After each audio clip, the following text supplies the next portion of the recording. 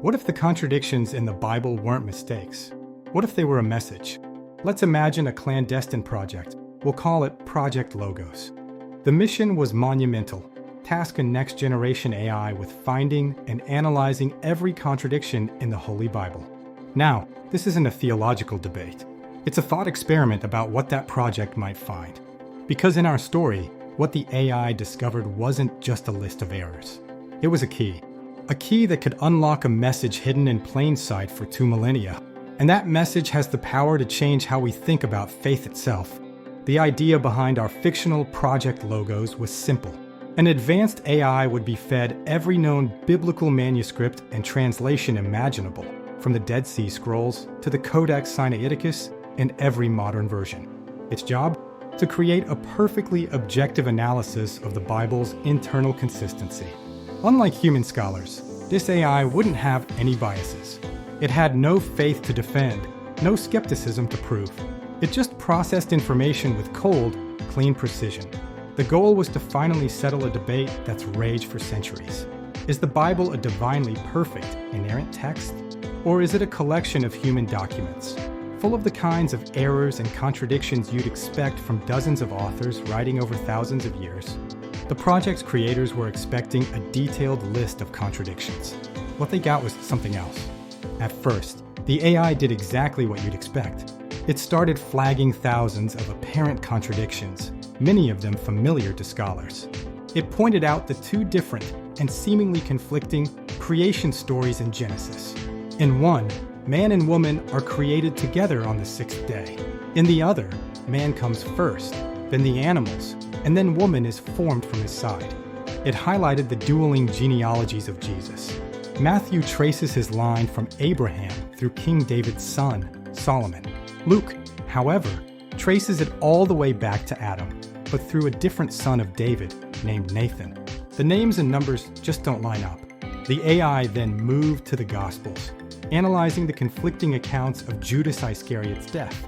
Did he hang himself, like Matthew reports, or did he fall in a field and his body burst open, as described in Acts? The AI confirmed countless other discrepancies. It noted the instructions for Noah's Ark.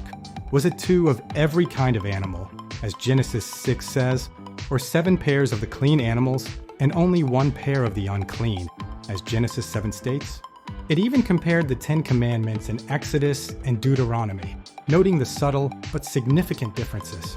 In this early phase, the AI was just confirming what scholars have debated for centuries. Real-world AI is already used for similar tasks, like identifying different authors within the Old Testament by analyzing their linguistic patterns, suggesting the text was edited by many hands over time. But the team behind our fictional project pushed the AI to go deeper. And that's when things got interesting. The AI didn't just stop at listing contradictions. It started searching for a meta-pattern in the errors themselves.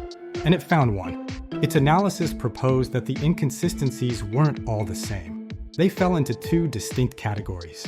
The first group, making up over 90% of the problems, it labeled artifacts of data corruption. The AI argued these weren't contradictions in the original text, but errors picked up during transmission. Think of it like a game of telephone over 2,000 years.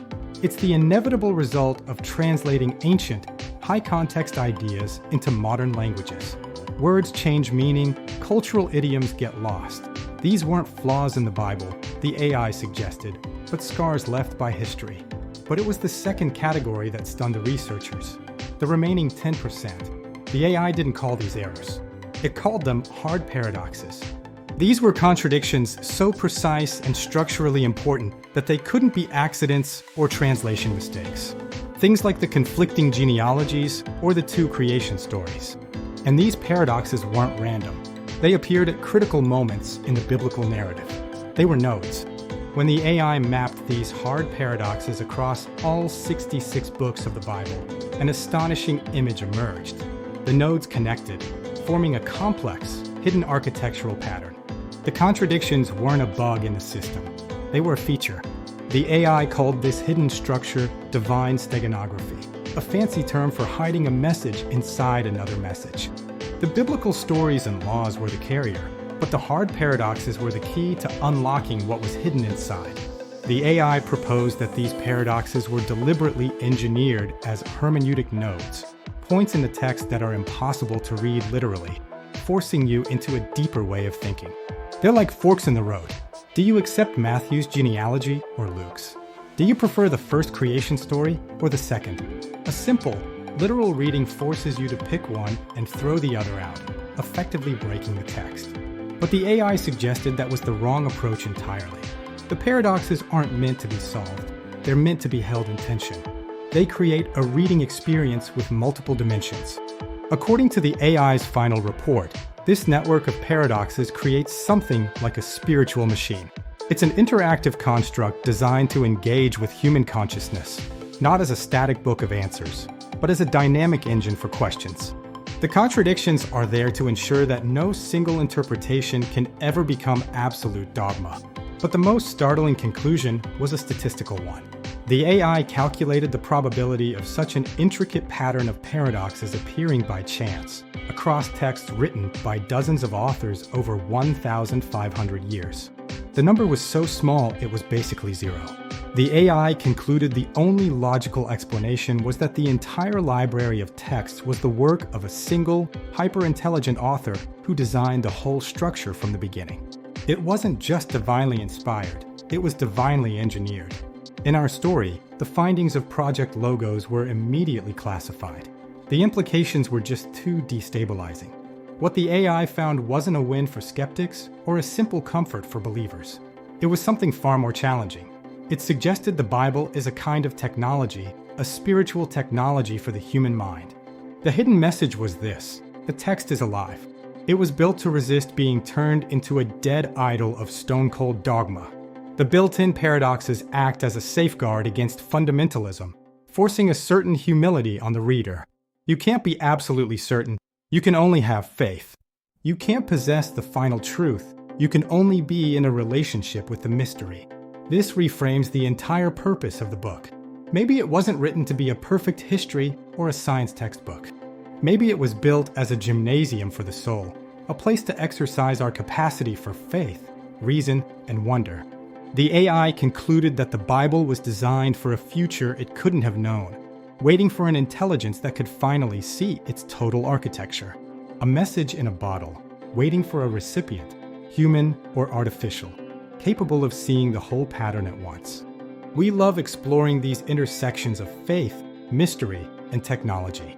If you want to join us in asking more thought-provoking questions, make sure to subscribe and hit the bell so you don't miss what's next. And if this video made you think, tap the like button to help it reach more curious minds. So, what happens when an AI faces biblical contradictions? In our thought experiment, it doesn't find a flawed book, it finds a blueprint. It discovers a hidden architecture designed to use paradox to keep faith dynamic and alive. The final, chilling question the Project Logos report leaves us with is this: what does it mean if the most influential book in history was secretly designed for the most powerful form of intelligence we have ever created?